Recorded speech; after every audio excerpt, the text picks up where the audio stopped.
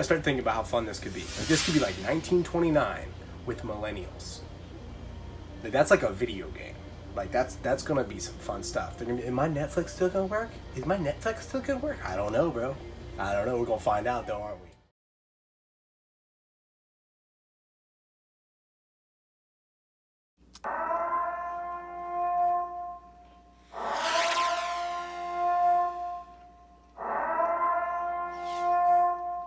This just came to my attention. I didn't think about this. I didn't throw this into my original predictions. But the states, some of them, like Florida, we run a balanced budget here. Like, we collect tax, and then we spend what we collect.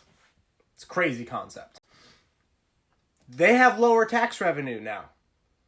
Some of them gonna need a bailout. Didn't really occur to me. Like, I knew California was screwed, but I feel like we could do without California.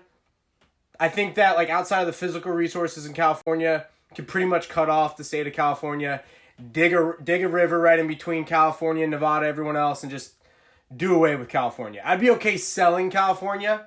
I think we could definitely do without it. But states are going to need a bailout too. So we're going to need to print a lot more money, Donald. To a couple gun shops today. The shop owners were like, dude, I've been selling guns all week to people that are anti-gun, don't like guns, just buying out these shelves.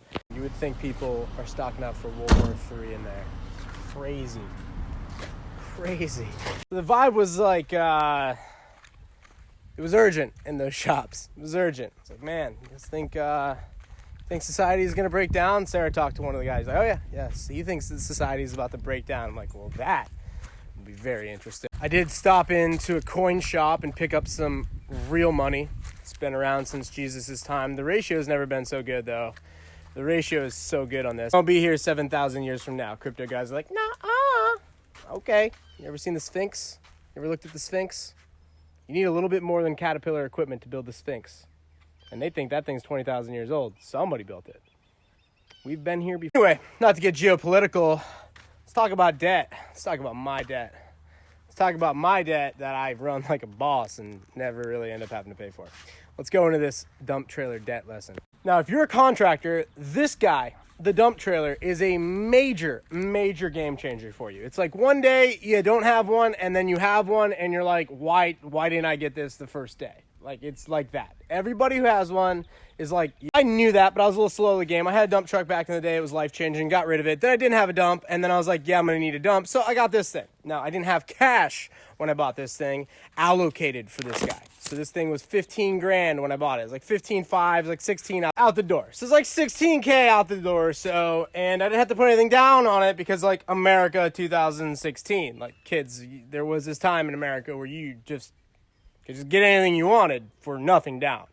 And so I was one of those guys like, sign me up. So I get the dump trailer, and probably within 4 months, I make the 16 grand for the dump trailer. But younger Trav, 20s Trav, goes, I got a finance degree, baby. I know what I'm doing. I'm going to keep the bank's money. I'm 10Xing, boy, in my pocket. It's fake anyway. I knew that. Got a degree in finance. It's totally fake. And I'm going to invest it in some other things. So I start buying up some other assets that start making up money. And I'm like, yeah, baby. I'm 10Xing Tigran. Before 10X movement stuff, I got videos that are titled 10X before the book came out. And it became a religion. So nonetheless, I've got the dump trailer. I got nothing down on it. I make money on it. Make all that 16 grand in literally 4 months because dump trailers are just amazingly profitable. If you right? Keeping it. So I got the deferred interest loan. So really, I owe an extra grand on this thing to pay it off, get the title in my pocket. I got all titles for everything else in my pocket, except for this thing. So I'm like, well, I'm going to need to get that title from that account. So there's a payoff on this trailer. And it was $15.76 and 76 cents as of this afternoon. But your boy got the deferred interest loan because I'm keeping the bank's money. And, you know, because we're going into the Great Depression. This is a good time to have titles. So I call up the bank this afternoon and I say, hey, I owe you $15.76 and 76 cents of principal, and I also owe you $1,000 in interest. But in light of current events, I can't pay that interest. But I can and will pay the principal right now. and they took it. Zero interest trailer back in the day when you could do that. For you guys that are worried about different debts, liabilities, rent payments, lease payments that you may have a little issue paying over the next few months as things get choppy, this is a little trick and tactic you can use. You need to call them up before you default or are late on anything, because you have most leverage in that position. You need to call them up. The wait line on the phone was long. It took me like 25 minutes today, but I saved $1,000, so it's all good. And I got title, so it's all good. Call them. I need debt forbearance. Debt forbearance. And what will occur if they agree? They will throw that payment on the back side of the agreement. So you got a 60-month truck note on a Platinum, you can call them up and be like, yo, I'm in the 10X group. I just bought a brand new F450 with no flatbed, four-wheel drive, clean as a whistle, and I owe you guys 72 months of payments. Can I take that first payment and put it on to month 73? And given current events, they'll say yes, most likely, because these lenders are super screwed too. They're super screwed. The entire economy is beyond screwed. It's past that point where you can safely say shit's fucked. This is some biblical shit about to happen. You're going to get screwed if you're little.